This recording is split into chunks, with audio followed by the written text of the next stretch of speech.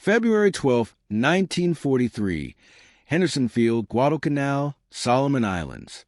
The morning air hangs heavy with damp heat and the sharp, green smell of jungle growth pressing right up to the edges of the runway.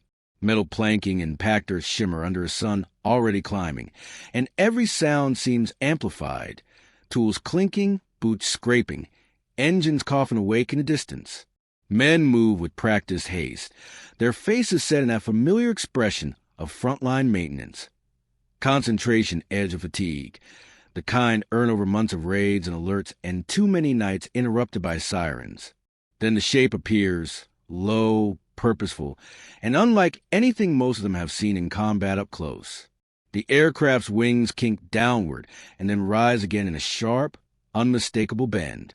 Its nose looks impossibly long, dominated by a massive propeller and the blunt promise of power behind it. Even standing still, it seems aggressive, as if it was designed to cut through air the way a knife cuts through canvas. The markings are American. The intent is unmistakable, and yet the mood among the watching crews is not simple relief, because this fighter arrives with a rumor already attached to it. Around the dispersal area, Marines and ground crewmen lean in, eyes tracking details. Cowl flaps, landing gear struts, the complicated hinge lines on panels that will soon be open and close 100 times. A few exchange glances that say, so this is it, the Corsair, the bent-wing bird that everyone back in rear areas has been talking about. The aircraft that looks like it should own the sky, yet carries a reputation that lands not in the clouds, but on the deck. In the Pacific, reputation travels faster than planes. You can feel the contradiction in the way men stand around it. They respect the machine immediately. No one looks at this airframe and sees weakness. But in the same breath, there is caution, because the Corsair, early on, earned a name for being difficult, even punishing during landings. It is the kind of reputation that spreads through squadrons and carrier air groups like an electrical current. Not gossip, but warning. And if you ever watch an aircraft coming low and fast, landing gear down, flaps lowered, the pilot balancing lift and sink rate with tiny corrections, you understand why that warning matters. Landing is a moment when even a powerful fighter becomes fragile. Over a jungle airstrip, a mistake can break an airframe and kill a pilot. Over a carrier deck, a mistake can do all that and still keep going, tumbling into parked aircraft, fuel lines, and men who have nowhere to run. That is the shadow hanging over the Corsair as it sits on Guadalcanal. The war here is already proving what contested airspace means. Guadalcanal is not a name on a map. It is a place where runway repairs happen under threat, where anti-aircraft crews keep one ear tuned for the distant growl of engines, where fighters are expected to launch through haze and humidity and return with empty ammunition bins and oil streaking from stressed engines. The enemy is not theoretical. Japanese air power, operating from bases farther up the chain, has made the skies over these islands a battleground measured in minutes and altitude. So when the Corsair arrives, it is not welcomed as a novelty. It is assessed as a tool, one that must work now. The aircraft's shape tells part of the story before anyone explains it. The inverted gull wing is not a stylistic choice. It exists because the engine is enormous for a single-seat fighter built around raw horsepower, and that horsepower turns a large propeller that bites hard at the air. A bigger propeller demands clearance on the ground, and clearance usually means tall landing gear. Tall landing gear can be weak, heavy, and prone to failure under hard carrier impacts. The Corsair's designer solved that geometry with the bent wing. The wing dips down so the landing gear can be shorter, then rises again to meet the fuselage. It is an elegant answer to a ruthless requirement. Maximum power, maximum speed, and a structure that can survive the violence of naval aviation. But every solution creates new problems. That long nose, so useful for packing an engine and supercharger and giving the aircraft its speed, makes forward visibility difficult, especially at low speed and high angle of attack. The behavior of a wing near stall can be unforgiving if the pilot is a fraction late on the controls. And when a fighter comes in to land, it is operating close to that edge, slow enough to touch down, fast enough not to fall. If you stand near the runway and watch one of these aircraft taxi, you can almost sense why early impressions turn sour. The Corsair looks like it wants to fly, not crawl. It looks like something that resists being tamed into a pattern and lowered gently onto wheels. On a carrier deck, where the landing area is short and moving in line with steel, that resistance becomes danger. That is why, in the early phase of the Corsair's life, many naval planners hesitated. Other fighters, less dramatic, perhaps less powerful, were simpler to bring aboard. In war, good enough and reliable often beats brilliant but difficult, especially when training pipelines are strained and replacement pilots arrive with fewer hours than the men they replace. Yet Guadalcanal is not a classroom. It is a proving ground. The men around Corsair know what the islands demand. Climb to altitude fast, intercept quickly, and hit hard. In the Pacific, range and speed are life. If a fighter can rise faster, it reaches a fight before bombers unload. If it can dive faster, it can strike and break away. If it carries heavy firepower, it can finish an engagement before the enemy's wingmen close in. That is what the Corsair promises. That is why it is here. Somewhere beyond the airfield perimeter, beyond the palms and ridgelines, the larger war continues to turn. Ships moving, supply lines stretching, enemy airfields operating at the edge of American reach. And with that war comes the inevitable moment when this aircraft's reputation will collide with reality. You can almost picture the scene that will repeat itself. A warning bell, men sprinting, engines roaring, aircraft lifting into air that feels thick enough to hold a handprint. Pilots will push throttles forward, feeling the torque and vibration of the engine, watching the runway fall away as the jungle becomes a green blur below. And in those first minutes, the Corsair will either validate the fear surrounding its landing, or reveal that the fear has distracted everyone from the machine's real purpose. Because out here, the question is not whether the Corsair is easy to land. It is whether it can seize the sky before the enemy does.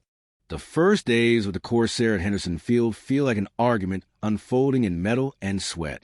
On paper, it is the fighter so many had wanted. A single-seat aircraft with the speed to catch what other planes cannot, the climb to reach altitude before a raid crosses the coastline, and the firepower then to pass with decisive effect.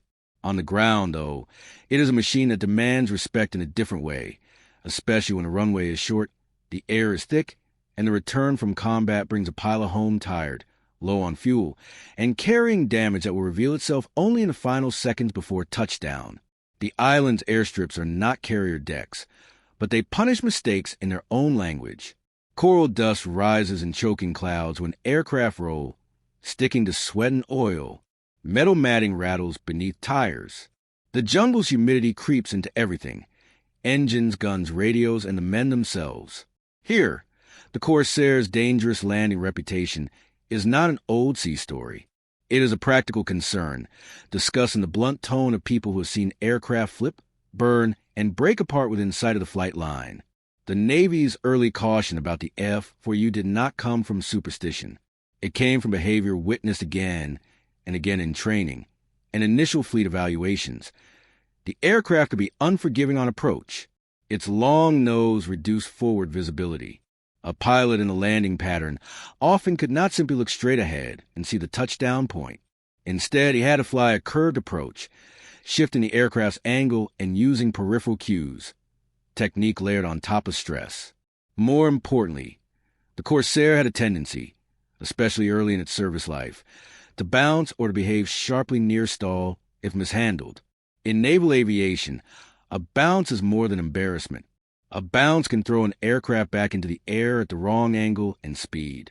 It can cause the pilot to add power at the wrong moment, to float past the arresting wires, to slam back down with gear twisted, or to catch a wing and cartwheel. Even on land, that sequence can be fatal. At sea, where a carrier's landing area is short and surrounded by hazards, it can be catastrophic. So when pilots talk about the Corsair being difficult, they are really talking about the narrow margin between controlled and uncontrolled at exactly the moment the aircraft must be most precise. And yet, day by day, the war pushes the aircraft into fight anyway. You could imagine the briefing hut. Maps pinned up, a pointer tapping at island silhouettes and plotted courses, the air thick with cigarette smoke and a low murmur of voices. The talk is not romantic. It is practical. Expected enemy approach routes, estimated altitude, the likely mix of bombers and escorts.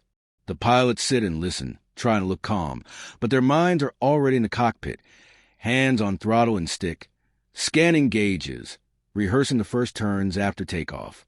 In that moment, the Corsair's landing flaws compete with its combat virtues. A pilot can survive a hard landing if the aircraft stays intact, and he can walk away. He may not survive a fight if he cannot catch the enemy or climb into position in time. Over Guadalcanal and the surrounding island chain, speed and climb are not luxuries. They are survival. The F4 strength is felt immediately when its engine is pushed forward into power. The aircraft accelerates with an authority that makes even experienced pilots tighten their grip. The airframe seems to gather itself and surge. On takeoff, the runway drops away quickly. In climb, the fighter reaches altitude with confidence that changes how a squadron can respond to raids. The Corsair's raw performance becomes its own argument. A machine like this, in a theater defined by distance and sudden attacks, is too valuable to leave unused. But the air does not forgive arrogance. The first operational weeks with any new aircraft involve a kind of grim bookkeeping. Incidents, close calls, lessons learned. There are landings where a tire blows or a gear strut complains. There are approaches where a pilot comes in too fast and floats. There are moments where visibility disappears under the long nose, and a pilot must trust the feel of the aircraft rather than the view ahead. Even when everything goes right, the Corsair's landing attitude forces men to think differently, to develop habits that other fighters might not demand. Those habits begin to spread, pass from pilot to pilot in the language of professionals, not as dramatic war stories, but as precise reminders. Manage speed carefully, anticipate the aircraft behavior, keep the approach disciplined. The kind of advice that sounds simple until you try it in gusting wind with battle damage, low fuel, and adrenaline still rushing from a fight. At the same time, maintainers on the ground learn the Corsair's personality. They learn what parts strain under constant use. They learn where the island environment accelerates wear. They learn how to keep the machine reliable despite salt air and coral dust. The fighter's promise depends not only on design but on these men and their routines. Checking hydraulic lines, servicing the engine, ensuring guns feed cleanly, and making sure the aircraft is ready to launch again with minimal delay. Because raids do not arrive politely. They come when the island is half awake, or when the sun is dropping, or when aircraft are already returning from another mission. The warning comes through radios and lookouts. The reaction is immediate.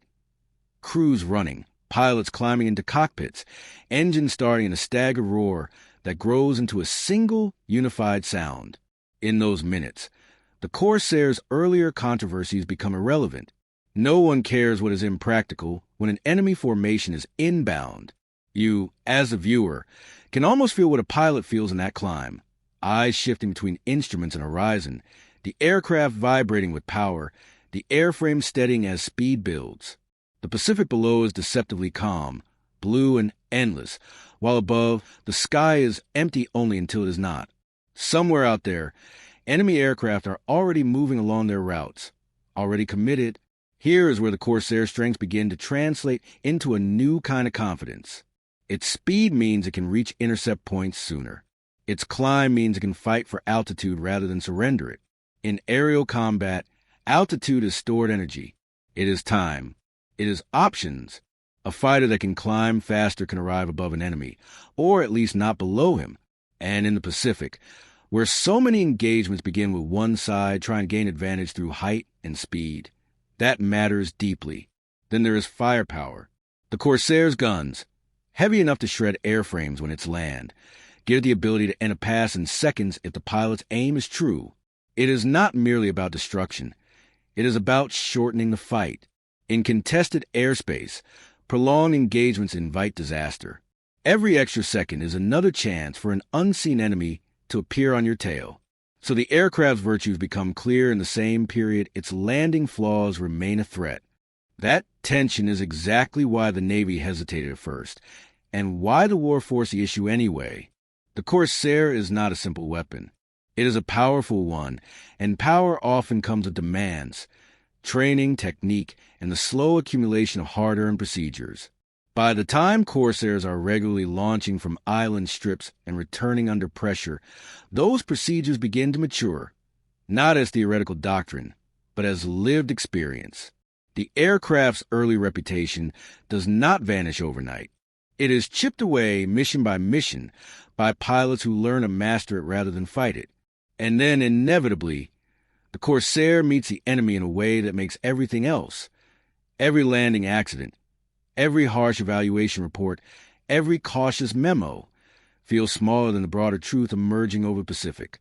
Because when an aircraft can climb into the fight fast, strike hard, and leave the enemy struggling to match its energy, it starts to change what the skies feel like.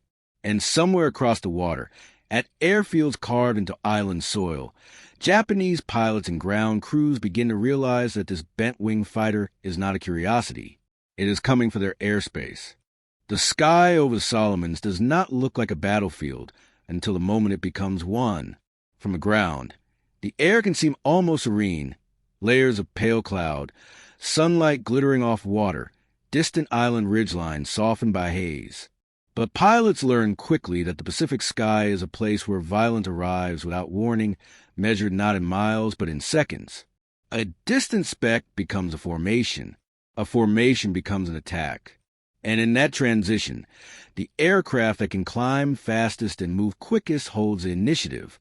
This is where the Corsair begins to speak in its true language.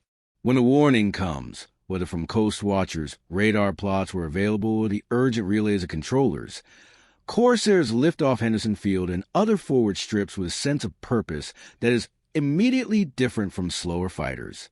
Their engines haul them upward, and in the cockpit the world narrows to instruments, horizon, and the constant scanning for movement. The sound is not merely loud. It is physical, a steady roar and vibration that runs through the stick into the pilot's hands. Climb, level, scan, adjust. Altitude is not a number on a dial. It is a bank account of energy. The higher the Corsair climbs, the more options its pilot has. To dive with speed, to convert height into attack, to break away when the fight turns against him, to choose an angle that keeps him out of enemies' guns. In the island war, that flexibility is often the difference between return to base and never being seen again. In combat, the Corsair's speed and climb do something even more important than catching aircraft. They change who is forced to react. A Japanese raid, bombers with escorts, or fighters sweeping ahead, depends on timing. The attackers want to arrive with enough speed and coordination to overwhelm defenders and strike targets before interception becomes organized. But a defending fighter that reaches altitude quickly can disrupt that plan. It can force escorts to peel off early. It can push attackers into evasive turns that scatter formations. It can create confusion before bombs are released, before the raid's careful geometry can tighten into lethal precision. 4 Japanese pilots train in aggressive, close, and maneuvering. The Corsair is an opponent that does not always offer the kind of fight they prefer. The F4U often arrives with altitude, arrives with speed, and if its pilot chooses to fight in the vertical, dive, climb, and dive again, it can be difficult to pin down. This is not to say Japanese aircraft were weak or their pilots unskilled. Early in the war especially, Japanese naval aviation had built a fearsome reputation, and their fighters could be extraordinarily agile in turning fights. But in the Pacific, the nature of the war begins to shift. American production, training, and experience grow. American tactics increasingly emphasize surviving the first engagement, maintaining formation discipline, and using speed and firepower to strike, without being drawn into the kind of slow, turning duel that gives an agile opponent the advantage. The Corsair fits into that evolving reality.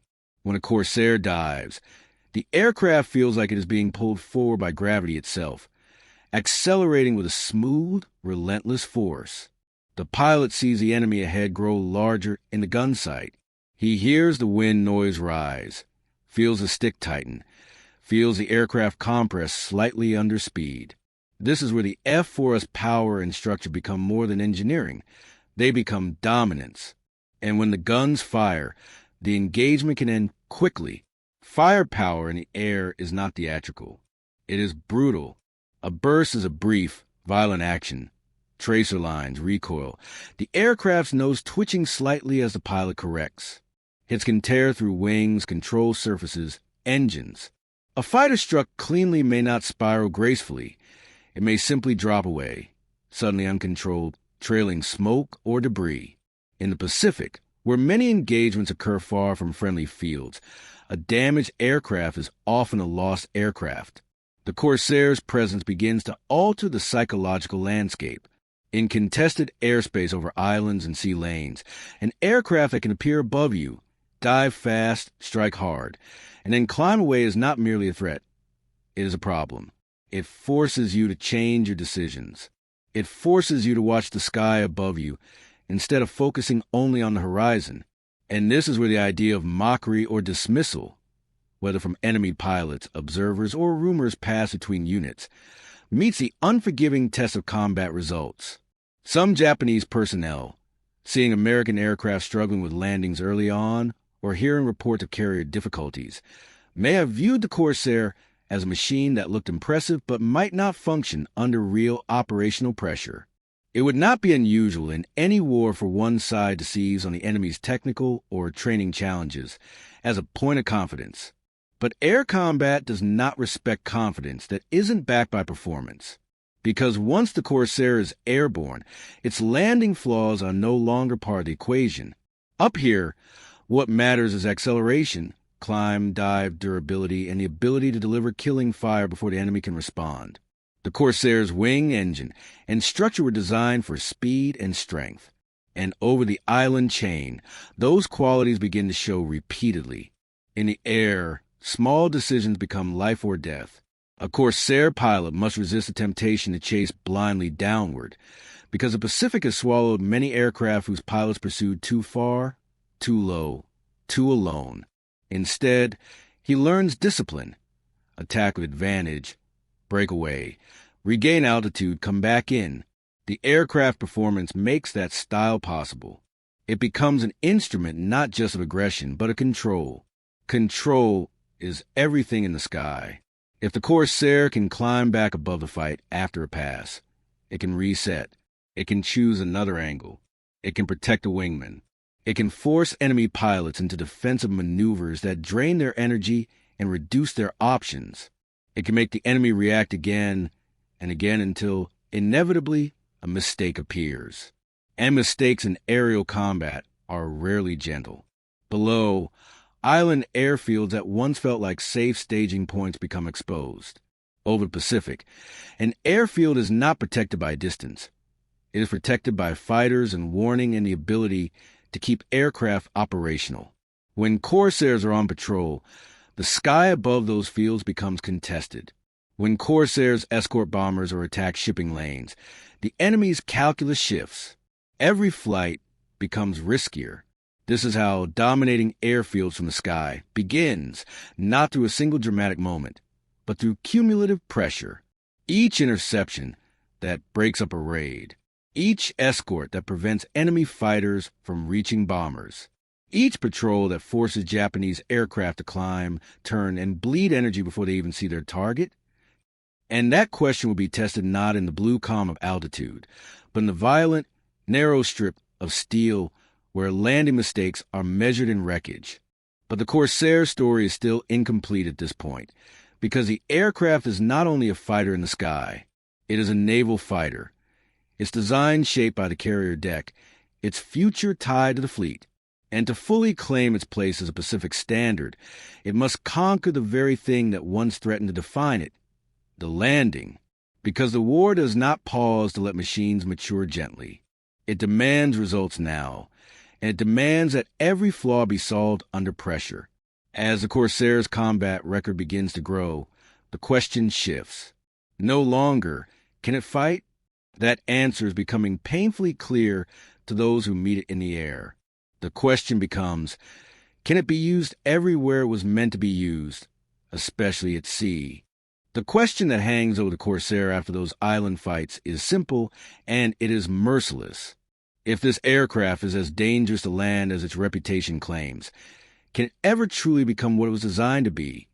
A naval fighter that follows the fleet, launches from steel, and returns to steel in seas that never stop moving? Because in the Pacific, the fleet is the war's beating heart. Carriers are not just ships.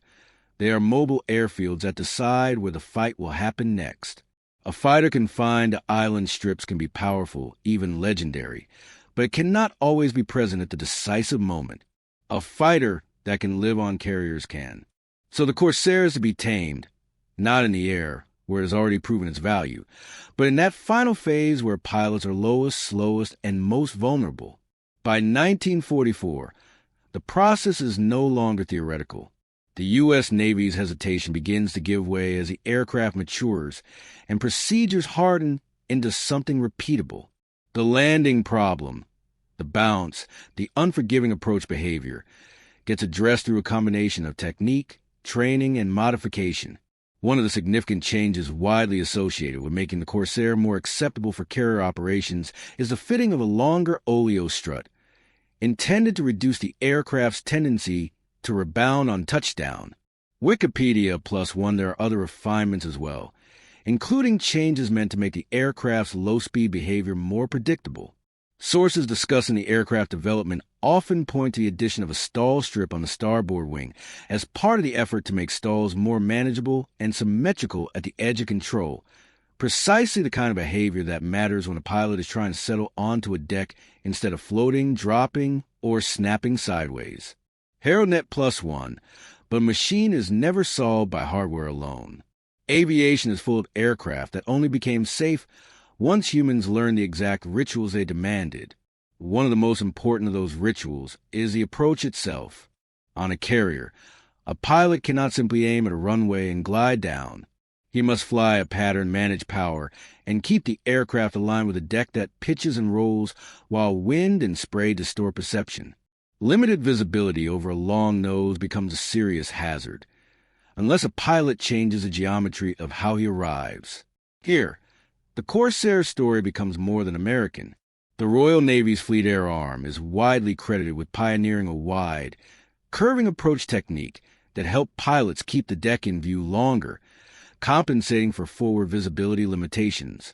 The technique does not erase danger, but it turns a landing from a blind plunge into a controlled, continuously monitored descent. Eyes on a landing area. Corrections made early instead of late. Wikipedia plus two history of War plus two. The result is not a sudden miracle. It is something more realistic, a gradual shift in what pilots believe is possible. You can picture it in motion. The carrier's deck stretched out ahead like a narrow, living strip of steel. The Corsair's big prop chewing the air, the aircraft settling as the pilot rides the throttle with tiny, disciplined movements.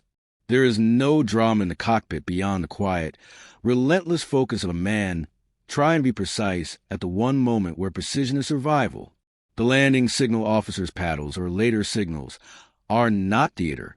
They are the last set of eyes between a safe recovery and a wreck. And as those recoveries become more consistent, the Corsair begins to spread to the decks that matter most. By late 1944, Marine squadrons such as VMF 124 and VMF 213 are associated with carrier deployment aboard USS Essex, a sign that the Corsair is no longer merely tolerated. It is being brought into the fleet's operational bloodstream. Wikipedia plus one the timing also reflects a growing urgency in the war. As Japanese tactics evolve and the threat of mass attacks, including later kamikaze strikes, becomes a grim reality, the demand for strong fighter cover increases. The Corsair's speed, climb, and hard-hitting armament make it a natural answer, especially when the fleet needs aircraft that can intercept quickly and punish attackers before they reach the ships. Wikipedia plus one now the earlier mockery, whether it existed in the form of enemy assumptions, pilot rumors, or the dismissive confidence that sometimes accompanies unfamiliarity, loses its footing. Because the Corsair has done what war forces all successful weapons to do. It has adapted. Its landing danger does not vanish, but it becomes manageable. turn from defining weakness into a known risk with procedures that reduce the odds of catastrophe. And once that happens, the aircraft's true identity is unavoidable. Over contested islands, over sea lanes, and over enemy airfields, the Corsair becomes something Japanese pilots cannot ignore, a fighter that can climb into advantage, attack with speed, and deliver destructive firepower in short, brutal passes. Over time, its presence helps tighten the American grip on the air. It escorts, it intercepts, it sweeps. It turns the sky above airstrips into a place where takeoffs and landings on the enemy side feel exposed, where aircraft on the ground are not safe just because they are parked. The Corsair's story, then, is not one of a perfect machine arriving fully formed. It is the story of an aircraft that arrived with flaws serious enough to make professionals hesitate, and then earn its place anyway, because its strengths answer the Pacific War's harshest requirements. In the end, the bent-wing fighter does not become feared because it is easy. It becomes fear because once mastered, it is decisive.